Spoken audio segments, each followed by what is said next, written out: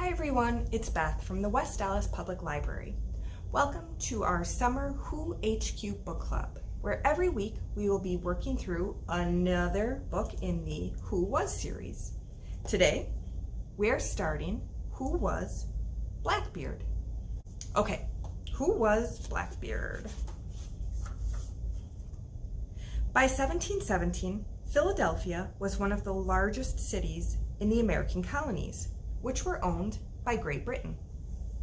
Philadelphia was on the Delaware River, and its port welcomed ships from Europe almost every day. But in the fall of that year, many of those ships never made it to port. The few that did told tales that shocked and frightened the English colonists in and around Philadelphia. A pirate ship was lurking nearby in the Atlantic Ocean, where the Delaware met the sea.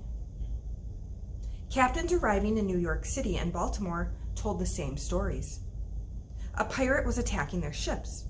He swooped in with his black flag flying. His men stormed merchant ships and stole everything that wasn't nailed down. The pirate captain himself had a long black beard and wore belts rigged with pistols and swords. He wore lit pieces of rope in his beard so that his face was ringed by smoke. His vessel was equipped with cannons that sent iron balls smashing into the fragile sides of wooden ships.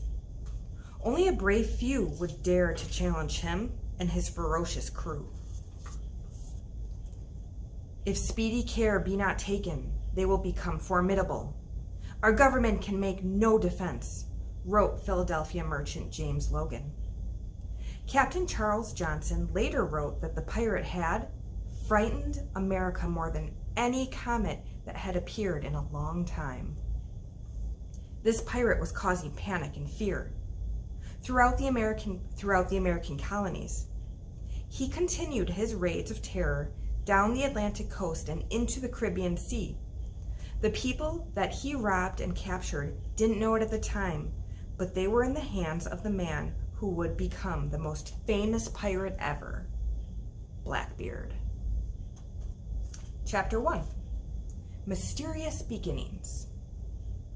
The man who became Blackbeard might have been born in Bristol on the southwest coast of England around the year 1680.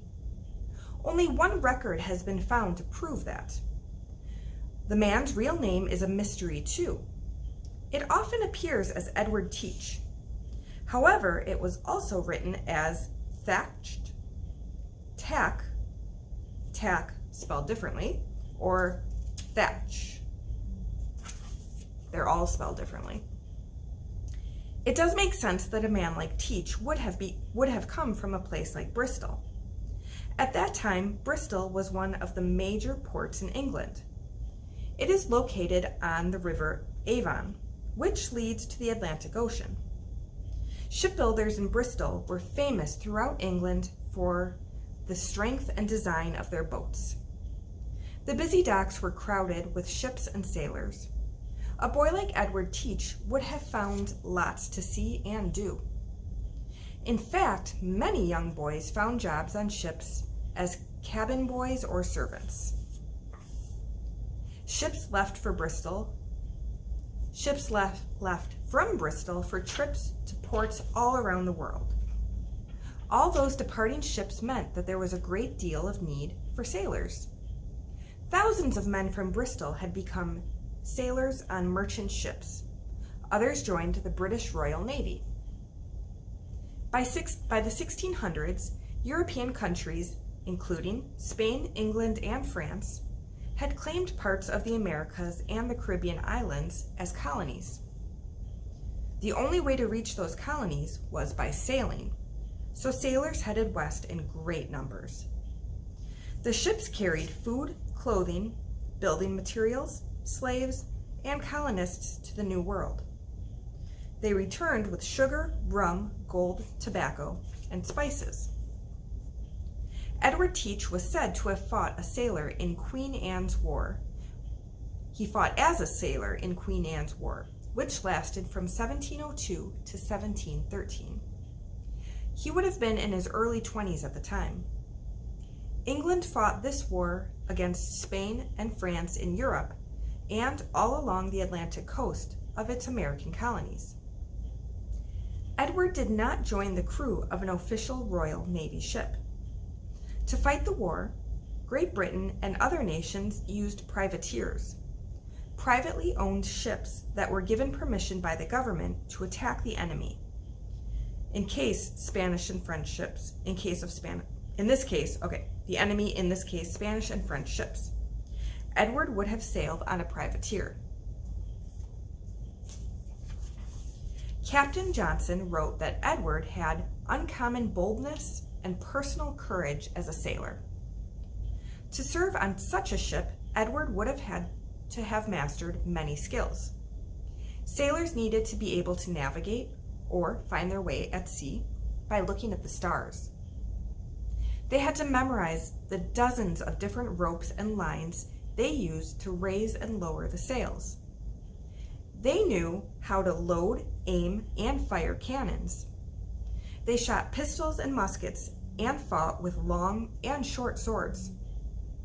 During his years fighting for England, Edward must have become an expert at all his duties as a sailor. When the war ended in 1713, the British letters of marque expired. Privateers no longer had permission from the king to capture ships and steal their cargo. The problem with the privateers was that they often turned into pirates, unlicensed ships filled with sailors cruising the seas for anything they could get their hands on. Governments were then faced with a new problem, trying to capture the same people who had recently been working for them. So do you get that? They had special permission during the war, basically to pirate the ships of the enemy. So if, in that case, Spain or France, a ship went by, they had permission to go after that ship.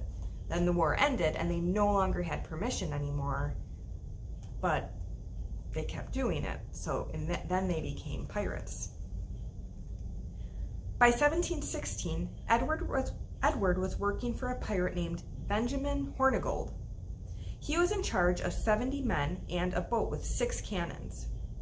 Edward was in his mid-30s and not yet well known, but he had indeed gone a-pirating. Historians call, missed a page. Chapter 2, the Pirate Way. Okay.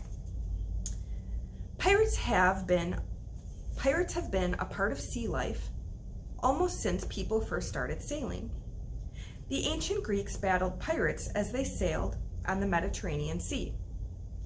The ancient Romans fought off pirates who wanted the valuable olive oil carried on Roman ships. The Vikings were pirate of a kind, sailing their warships to raid villages in Europe or capture ships they found at sea. In the 1500s, English and French pirates called buccaneers sailed the Caribbean Sea.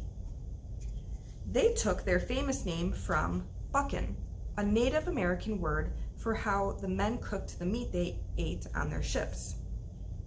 Buccaneers most often attacked Spanish ships and settlements in the Caribbean. English authorities let the buccaneers fight until 1681, when such attacks against Spain were outlawed. Historians call the early 1700s the golden age of piracy. Pirates ventured wherever their ships could take them. They did not follow the rules of a navy or a government. Men like Benjamin Hornigold moved about freely looking for ships to capture.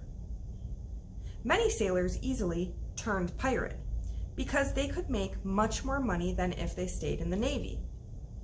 In the Navy, a sailor had to do whatever his officers asked of him. If a Navy ship captured an enemy ship, the naval officers got most of the cargo and money. Regular sailors received only a small reward. The food on most Navy ships was not very good either. It might have included salted beef that had been stored in barrels for months. The bread was often so hard that it had to be soaked in water to soften before it could even be eaten. Ugh. Many sailors died from scurvy because they didn't eat enough fresh vegetables and fruit. It was a hard life. Pirate ships, on the other hand, were run by all the pirates working together as a committee. They voted one man as captain, but they could vote him out if they didn't like how he ran the ship. All the pirates shared what they stole. And because pirate ships could return to port often, they ate better and fresher food. Okay, I'm going to stop and do a blurb about scurvy. Scurvy is a disease caused by a lack of vitamin C. It was very common in the 1600s and 1700s when sailing ships were far from land for weeks and months at a time. Sailors' teeth would fall out. They would become extremely tired, and their skin would become covered in spots or sores. In the first half of the 18th century, more than half the deaths in the British Royal Navy were due to scurvy, not injuries received in battle. For many years, ship's doctors did not know the cause of or the cure for scurvy. Sailors who ate fresh fruit or vegetables seemed to get scurvy less often. But carrying fresh food was difficult. There were no refrigerators or ice to preserve it. The Royal Navy found one solution. They began serving lemon juice to sailors on long voyages. They did not understand why at the time, but that was indeed the cure. Sailors who got their vitamin C from lemon or lime juice or from other fruits and vegetables were able to prevent scurvy.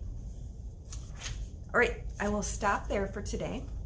We will pick up tomorrow with episode 2 in our journey of who was Blackbeard. I'll see you tomorrow. Bye.